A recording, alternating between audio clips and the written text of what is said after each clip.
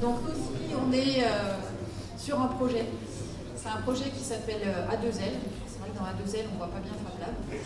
C'est un projet donc, qui A2L concurrence et Didi. Très naturel. C'est un projet un petit peu fou au départ, qui est venu de notre métier. Moi, je suis formateur consultant en logistique industrielle. Lydie, elle est formateur consultant en informatique, en management et en communication. Et puis, par rapport à ça, on s'est aperçu, après une vingtaine d'années d'expérience, on a 45 ans toutes les deux, que beaucoup de gens que l'on rencontre sont dans une expectative en disant « j'aime pas ce que je fais, je veux changer, mais je sais pas quoi faire, j'ai besoin de faire des choses, mais je sais pas où les faire ». Et donc, on s'est dit on va créer une structure pour ça. C'est-à-dire qu'on va créer une structure où on va accueillir les gens qui ont envie de changer, qui ont envie d'innover, qui ont envie de créer. Et puis, cette structure, on va la dédier essentiellement aux femmes. Alors, pourquoi aux femmes? Déjà parce que nous, on est des femmes. Parce que nous, on a déjà créé et on s'est aperçu que dans le processus de création d'une activité, dans l'entrepreneuriat, les femmes, elles ne se posent pas les mêmes questions que les hommes. À savoir qu'une femme, elle va faire attention à son écologie personnelle, c'est-à-dire son environnement, son équilibre au niveau personnel, au niveau familial, au niveau amical, et qu'elle ne veut pas perturber ça. Elle veut bien créer, elle veut bien avancer, elle veut bien être entrepreneur, mais il faut que son environnement soit stable, il faut que son écologie personnelle soit respectée. Un homme se posera moins de questions. Moi, j'ai eu un papa entrepreneur, il venait régulièrement à la maison en disant « Ouais, super, j'ai un super projet, on va casser la baraque, soit je gagne tout, soit je perds tout. » Derrière, il y avait maman et les filles qui disaient « Au secours !» Donc créer des angoisses comme ça à sa famille, une femme, elle ne veut pas. Un homme, il se posera moins de questions, une femme, elle n'a pas envie.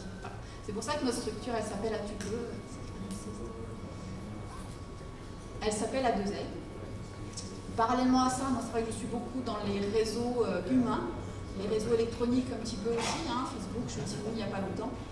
Moi, ce qui m'intéresse, c'est les relations humaines par rapport à tout ça. Et donc, depuis 3 ans et demi, j'appartiens à une association qui est sur la Bourgogne-Franche-Comté, qui s'appelle Quelle Énergie, qui est une association de femmes avec pour but d'accompagner des femmes.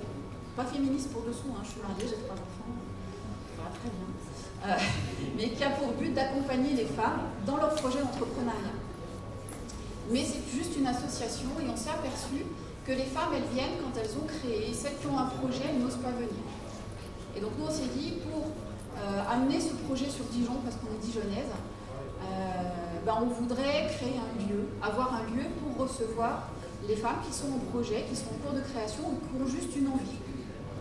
Et donc ce lieu, on l'a imaginé avec des séances de créativité avec une amie qui est spécialisée là-dedans. Et tout naturellement, on en est venu à imaginer que ce lieu, il fallait absolument qu'il soit couplé à un Fab Lab.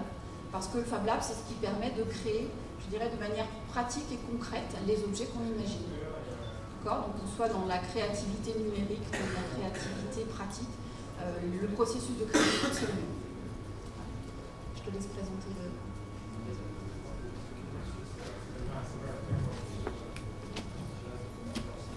Oui, bonjour.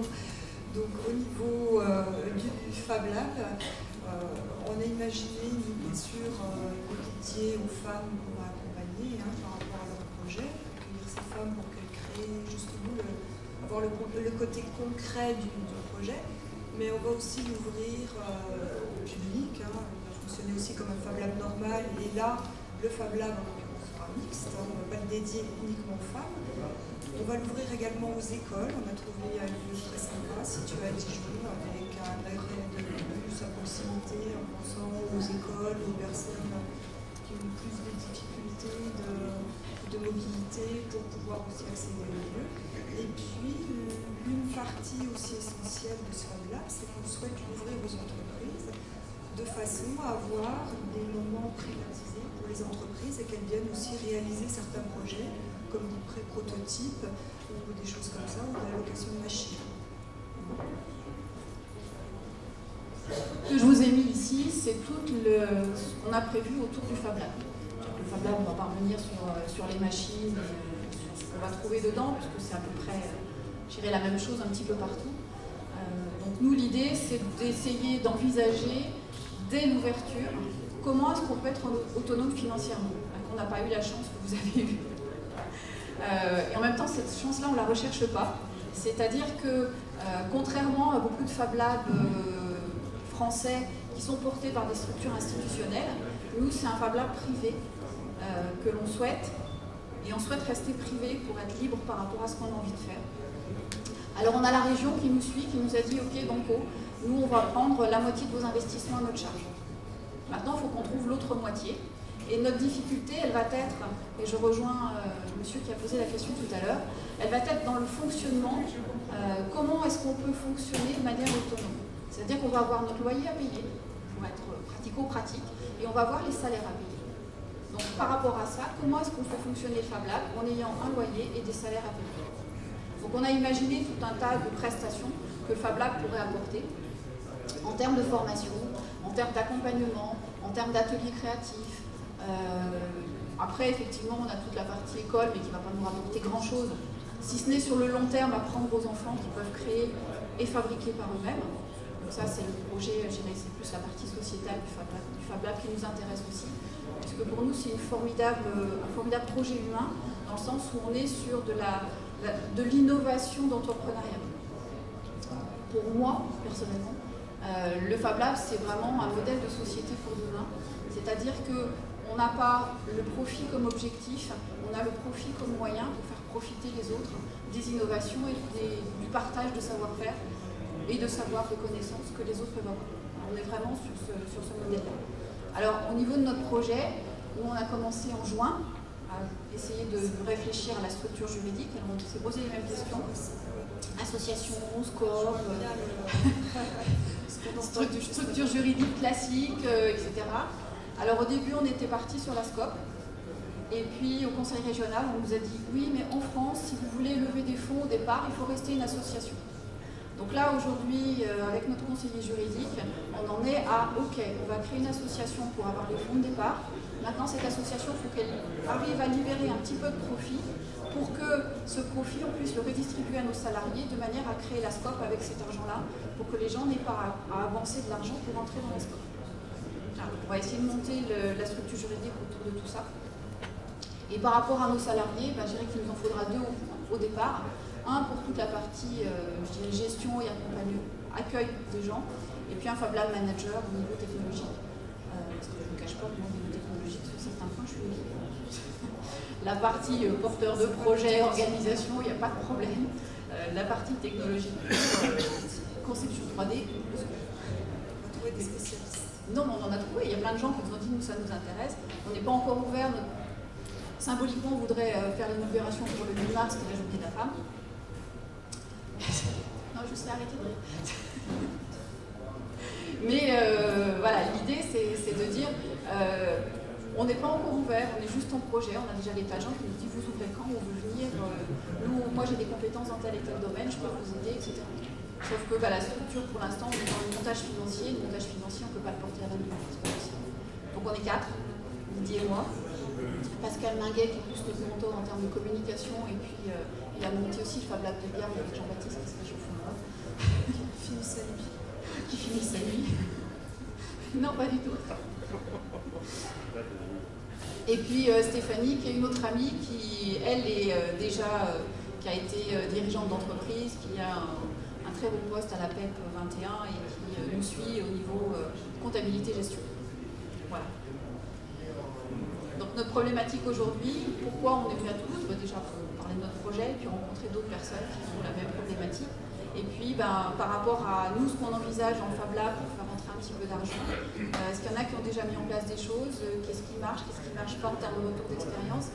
Et je dis à Nicolas, ce qui peut être bien, c'est que dans un an, on fasse des tables rondes autour de tout ça. Qu'est-ce qu'on a mis en place? Qu'est-ce qui marche? Qu'est-ce qui ne marche pas? Pourquoi ça marche ou pourquoi ça ne marche pas? C'est pas évident parce que comme on est adossé à aucune structure, aucune institution, on est sur un nouveau modèle, mais quelque chose qui n'a pas été apparemment en France au moins expérimenté encore aujourd'hui. Ça serait intéressant de voir votre retour aussi par rapport à tout ça.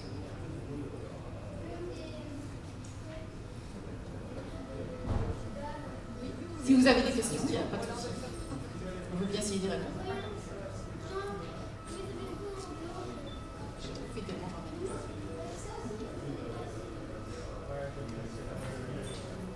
Bon,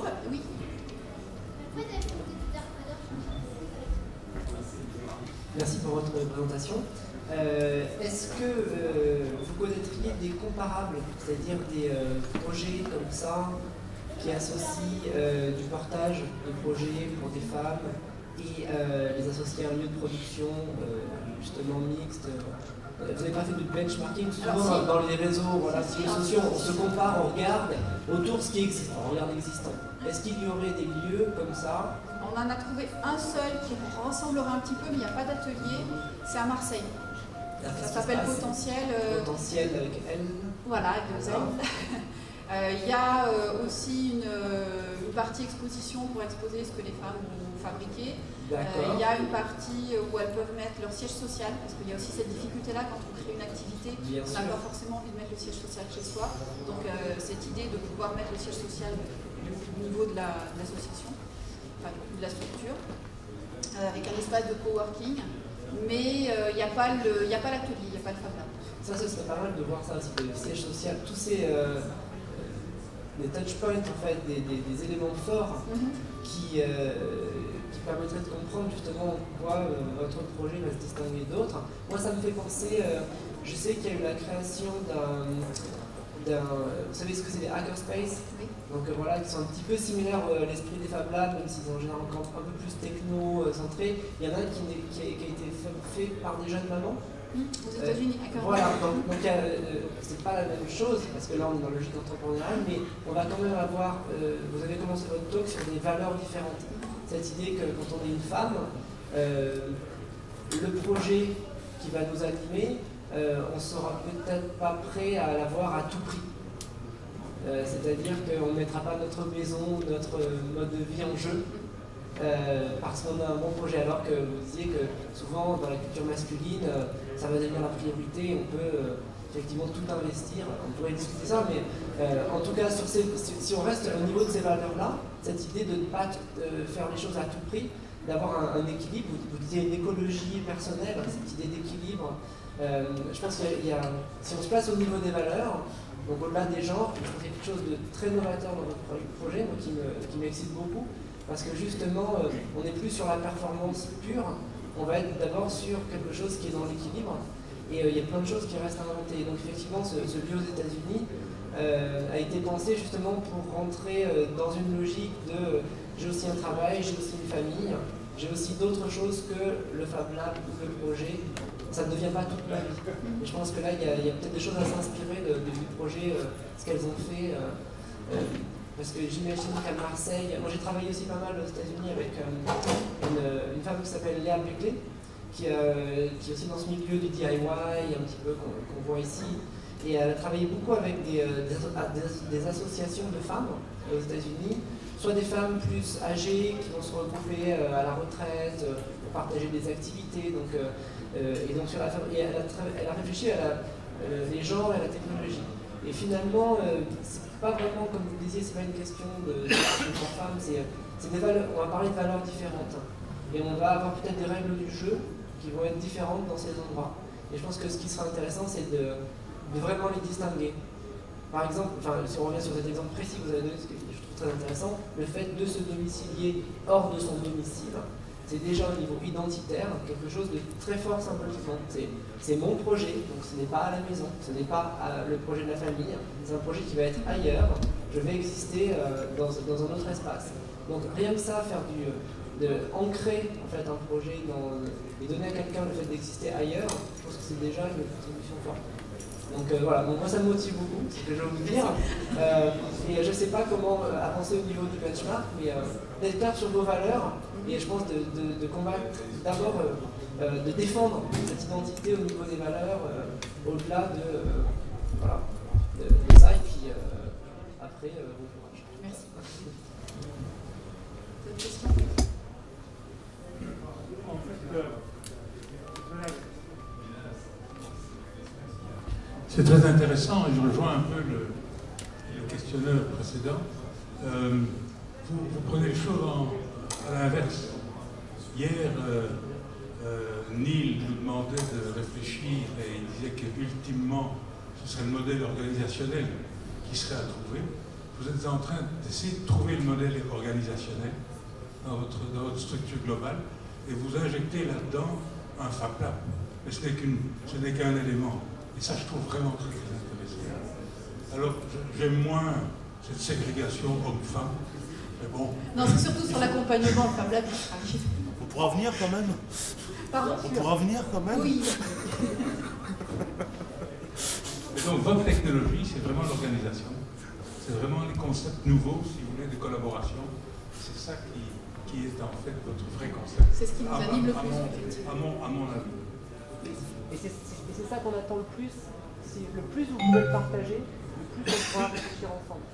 Et c'est un peu la question comme cette femme hier entrepreneuse qui disait il y a des modèles, il faut les partager. Donc vous, avant de partager des plans technologiques pour fabriquer des objets en bois, ce qui serait intéressant, c'est qu'on voit déjà l'organisation que vous proposez, ces valeurs nouvelles, ces éléments qu'on ne va pas retrouver ailleurs, et d'ouvrir ça au dialogue, à l'échange, ça pourrait être très très très riche. Voilà. Pas de problème. Donc ça commence par ces slides qui vont être partagés. Oui. Et à la fin, pour l'instant, on a juste créé un blog et une page Facebook. Le reste